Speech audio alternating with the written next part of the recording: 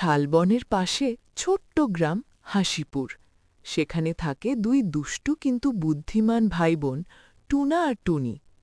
Tuna বয়সে বড়, কৌতূহলী, একটু সাহসী, কিন্তু মাঝে মাঝে বেশি তাড়াহুড়ো করে। টুনি ছোট, শান্ত, বুদ্ধিমতী আর সব সময় পরিকল্পনা করে কাজ করে।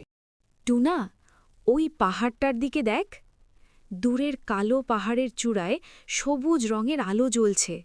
ওটা কি ভূতের আলো নাকি?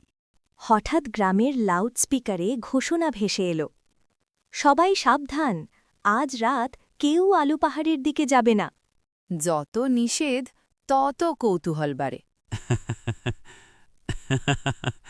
চলো কাল সকালে যাই।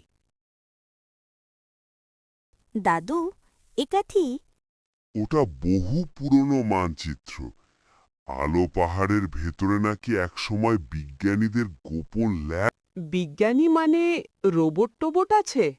গল্প আছে, কিন্তু কেউ প্রমাণ পায়নি। টুনা, আমাদের অভিযান শুরু। দুপুরে দুজন চুপি চুপি রওনা দিল। জঙ্গল ঘন, পাখির ডাক, শুকনো পাতার শব্দ। এই, কোথায় যাচ্ছ?